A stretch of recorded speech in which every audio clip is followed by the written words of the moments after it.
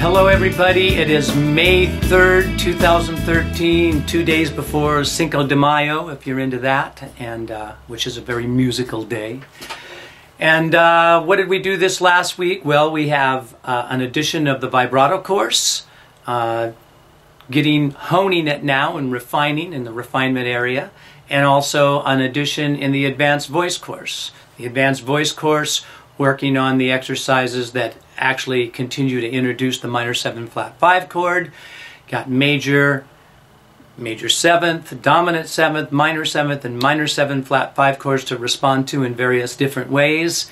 And then on the vibrato course, really talking about actually taking a song and taking the melody line and talking about the different ways you can add coloration now that you're at the point where you do have a vibrato, and you can start to use it as part of your stylistic approach. That's what that release was all about. And since I'm speaking of stylistic approach, I have to mention the fact that the advanced voice course is getting ready to move into stylistic approaches too, and there's going to kind of be an overlap between, in the vibrato course, I'm showing you what you can do with vibrato and talking about it from a stylistic standpoint. In the advanced voice course, as I start to talk about style and all the different things you could do, vibrato becomes one of the factors. So you'll need vibrato or the ability to use your vibrato, not use your vibrato, bring it in, bring it out at will as part of a stylistic approach, and so it sort of gets overlapped in both the courses. But, you know, obviously in the vibrato course, I'm looking at it stylistically, but specifically just about vibrato. Where in the advanced course, we'll look at that as one of the tools or one of the aids that we can use to be stylistic in our approach. So, just talking about singing, like always, and loving the subject. Now, for this week's musical tip, let me talk a little bit about song choice and what you should be thinking in relationship to studying voice. In the beginning, you should be looking at songs that are more melodic and way less demanding. Don't look for those songs with a lot of punch, with tons of range, with belting, with singing way up on the high parts of your range. Of course, here on the website, I'm constantly teaching you how to expand your range and how to improve the quality in various different ways. But in the beginning, it's better for you to work on a song that's not that demanding, so you can get involved in the quality of the song instead of the gymnastics of the song, if you get my meaning. Trying too hard to work for the things that are the extremes in songs, the big notes, the big American Idol, go for the big high licks and all of the turns and twists and all of the hard compression and all of the things that a seasoned, well-studied singer can do is not what you should do in the beginning. Now, here on the website, I know that I have singers at various different levels. Some of you are professionals that are out singing in groups and performing, or in musical theater and so forth. And then there's some of you who are just starting to learn how to sing. And I'm talking to you. I'm talking about the fact that when you get started singing, you're best to pick something melodic, kind of in the middle, comfortable part of your range. And when I say melodic, I mean a lot of melody, pretty melody lines, standard type songs. They don't have to be standards, but standard type where you're sustaining some notes, you're controlling those, you have to be in pitch, the melody line is very defined. And again, not a lot of gymnastics. Don't go for the hard things yet. The exercises will take care of that, and there's a right time for it. But just to kind of get you into the swing of things, and even if you're an advanced singer, if you're here on the site, pick an easier song. Pick something that's really easy for you so you can be involved in the quality of what you're doing as you work on these exercises that take you from chest voice into mix and head voice down into mix and pulling the mix up in various places.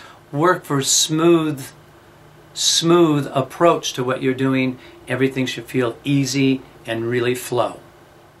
And again, when I'm talking about picking songs, to become a better singer, you need to work on your technique. You need to work on all of these exercises that I have on the site to get you to get your voice to where it belongs. Singing songs is not working on your technique.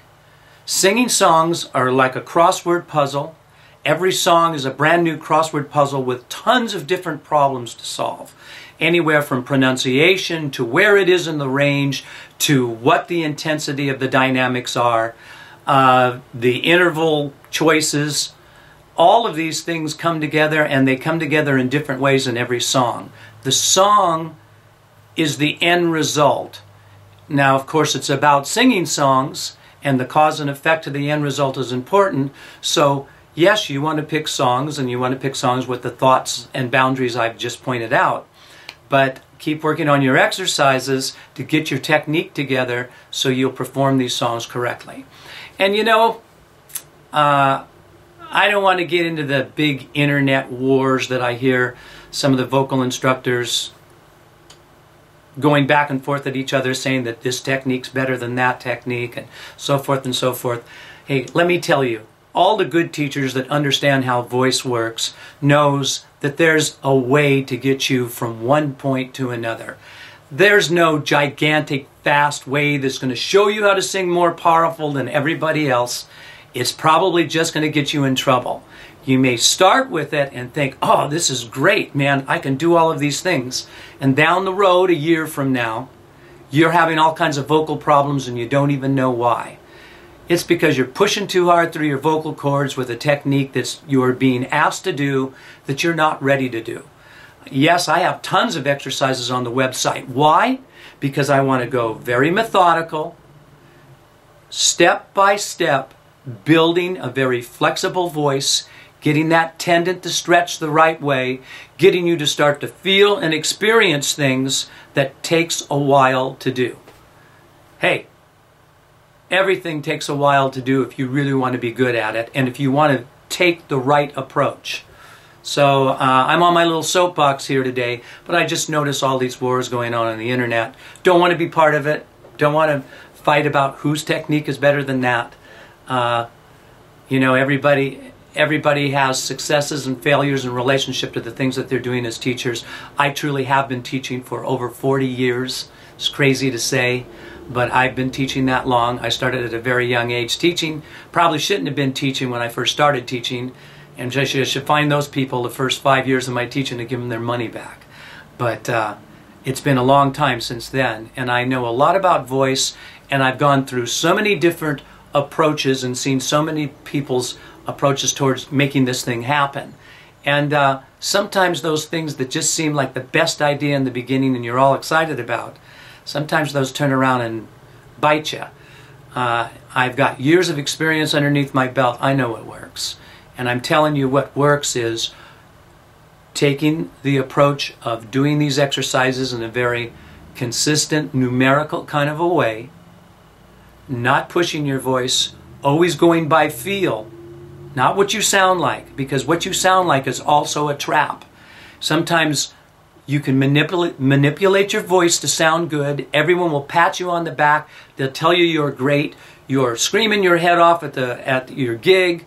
Everybody's telling you you're awesome. And what happens at the end of the night? You know, your voice is trashed. You can barely talk. You go home, you're drinking water, you're watching television, you're thinking, oh, I better not talk for 2 days. Hey, if you're one of those people, you're definitely not in the right technique. You're not doing the right things.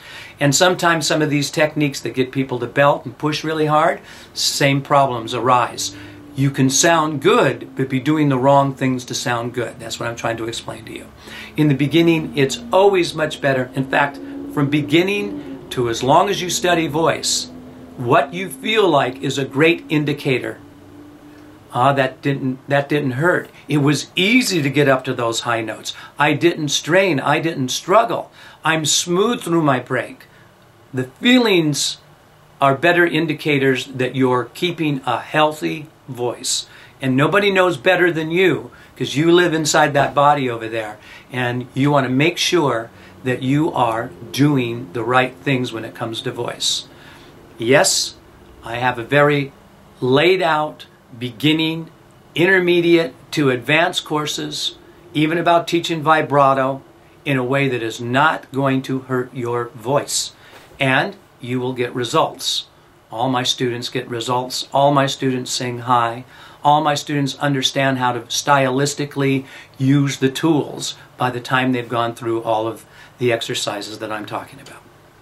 Okay, on my soapbox this week, I will see you guys next week at the weekly wrap-up. Keep singing and being good at it.